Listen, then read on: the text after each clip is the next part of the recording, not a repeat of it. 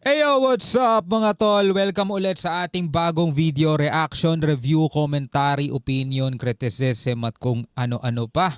Nanggigigil na naman mga kapatid ang China, no, sa mga nangyayari ngayon, lalong-lalo na mga tol, dahil dinedma lang sila. Walang pakialam ang Pilipinas sa iniiyak nila mga tol, no. Ang sabi rito sa balita mula sa Net25, hindi pinansin ng Pilipinas ang panawagan ng China na i-withdraw o i-atras natin mga kapatid o alisin natin dito sa bansa. Alam nyo na, yung kinakatakutan nilang Typhoon missile mula sa Amerika mga tol, no? Last year pa nila pinanggigigilan mga tol, alisin yun. Pero syempre, tayo, ang ating gobyerno, naninindigan na hindi tayo susunod sa kanila dahil ito'y kailangan ng ating depensa. Kahit na ano pang gawing pang be-brainwash nitong Communist Party ng China at kung ano-ano sinasabi nila mga tol, deadma lang ang Pilipinas at tuloy pa rin. No, tuloy pa rin na mananatili dito sa ating bansa itong Typhoon missile at baka soon, 'di ba? Malay natin, mag-acquire pa tayo ng sarili mismo nating Typhoon missile. So isa 'yan no sa mga balitang panonoorin natin, mga tol, mula rito sa Net25. Bago natin 'to simulan, syempre wag mong kalimutan mag-subscribe.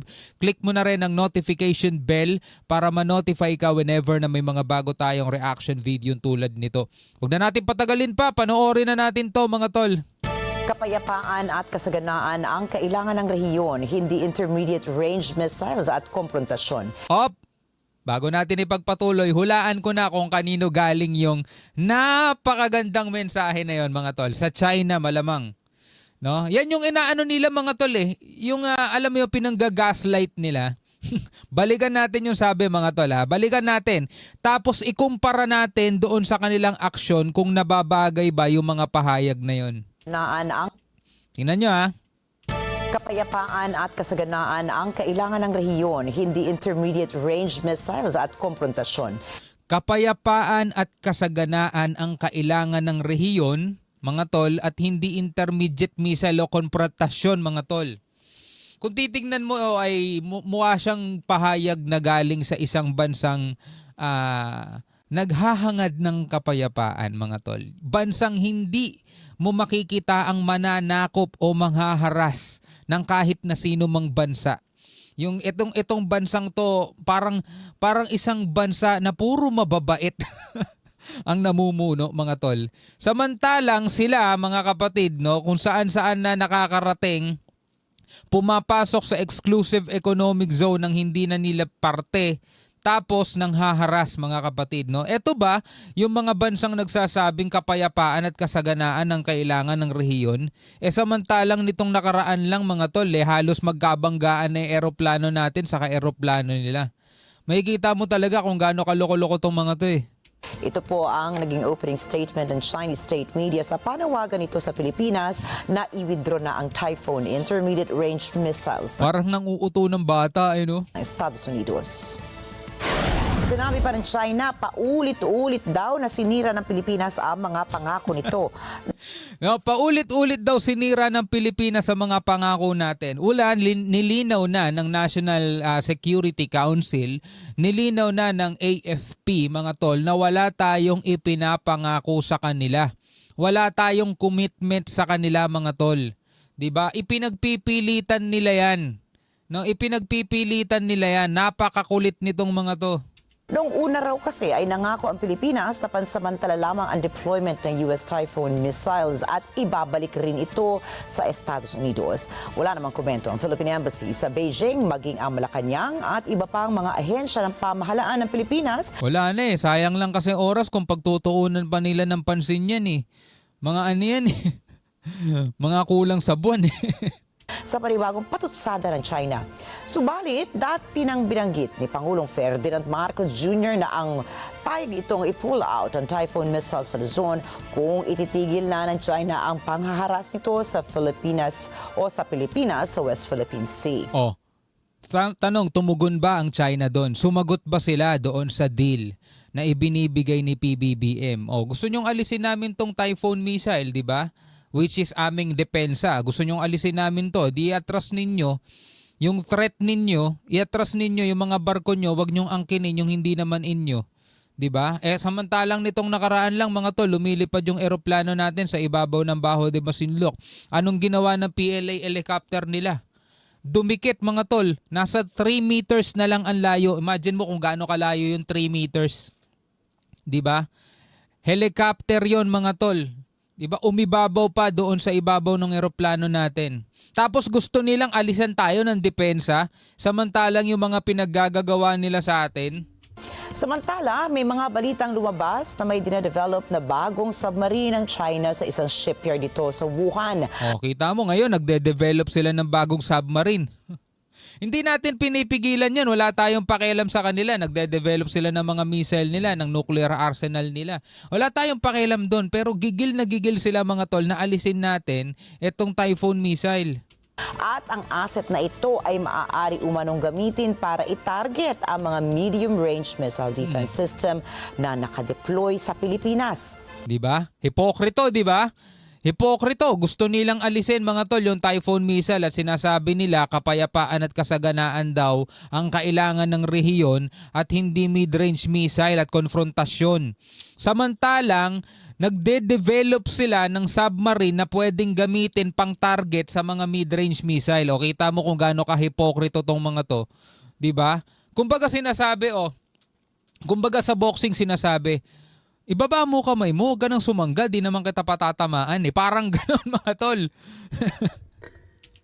Hindi naman kinumpirman ng People's Liberation Army kung may katotohanan ang balitang ito. Subalit, binanggit sa isang report ng Naval and Merchant Ships Military Magazine na dinevelop ang bagong submarine ng China upang palakasin ang kakayanan ng hukbong dagat ng Beijing sa pagsugpo ng presensya ng mga dayuhang militar sa Pacific region. Di ba?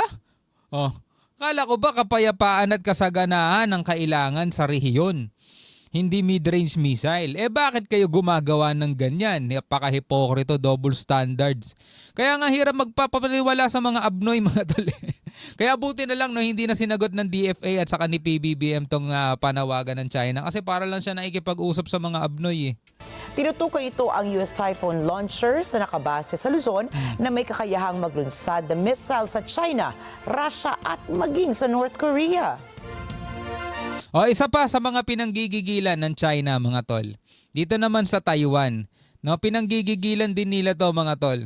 Sabi rito, tinututulan ng China ang Taiwan bilang pinagmulan mga kapatid ng mga individual na galing sa Taiwan na inililista ang Taiwan bilang place of origin sa halip na China. Ibig sabihin mga tol, sabi rito sa report, tutol ang China sa desisyon ng Japan na payagan ang mga individual na galing sa Taiwan, mga citizen na galing sa Taiwan, na ang ililista nila na place of origin o kung saan sila nanggaling, nilalagay nila is Taiwan. Imbis na China, Nagagalit ang China doon mga tol sa ganong kaliit na bagay. Anyway, panoorin natin to mga tol, mga abnoy kasi ito eh. Tutol ang China sa desisyon ng Japan na payagan ng mga individual na galing sa Taiwan na ilista ang Taiwan na place of origin sa halip na China. Paliwanag ng China, isa itong pagtatangka na maging dalawa ang China o maging one China, one Taiwan. Isa nila itong paglabag sa one China principle. Ang gusto nila mangyari mga tol, halimbawa pumunta ka ng Japan, Taiwanese ka, galing kang Taiwan, pumunta ka ng Japan. Ang gusto nila mga tol, ang ilalagay mo, place of origin mo, China. Kasi nga para sa kanila, walang Taiwan. There's only one China. Kaya nga meron silang one China policy. Walang Taiwan, China lang yan. Kaya dapat ang ilalagay mong place of origin o kung saan ka nagmula at kung ano lahi mo, Chinese at saka China lang, Ayaw nilang pumayag na gagamitin mo yung Taiwan. Ang problema, Japan pinayagan. Aangal sila sa Japan binabastos din nila yung Japan. Ipinaalala ni Zhu Fenglian, spokesperson for the Taiwan Affairs Office of the State Council, na ang Taiwan ay bahagi ng China at dapat nalalaman ng Japan ang kasaysayan. 世界上只有一个中国，台湾是中国的一部分。日方的有关举动妄图制造两个中国、一中一台，严重违背一个中国原则，严重干涉中国内政，我们对此坚决反对。日本作为 Japan should learn from history, act with caution. Ay naku po, galing na naman sa China yung mga ganitong pahayag. Samantalang sila mga tol hindi rin nalalaman ang history.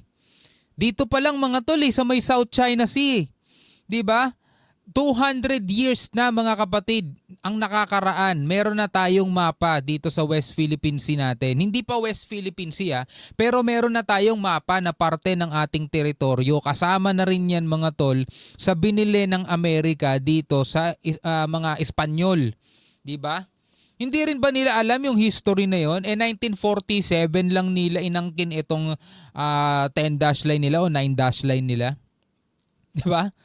Tapos yung pagkaangkin nila nung kanilang 10-dash line o 9-dash line back then mga tol noong 1947, saka pa lang din sila nag-imbento ng sinasabi nilang history. Pero nakatala na yan mga tol kahit sa pinakaunang mapa natin na ginamit nga natin yan mga tol nung tayo'y nagsampa ng kaso sa Court of Arbitration na 200 years na natin mga tol ginagamit yung mapa na yon. Mas matagal pa sa pagke-claim ng China na 1947 lang.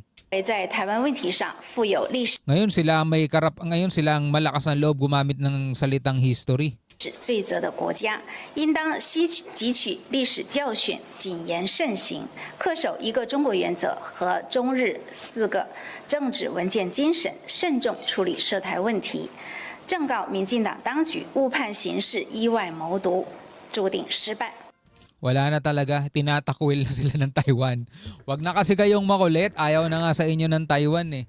Anyway, eto mga balitang ating napanood ngayon, pwede ka magbigay ng iyong komento at opinion. Comment ka na lamang sa ibaba. Hanggang sa muli, ako nga pala si Shobaldi. Peace out.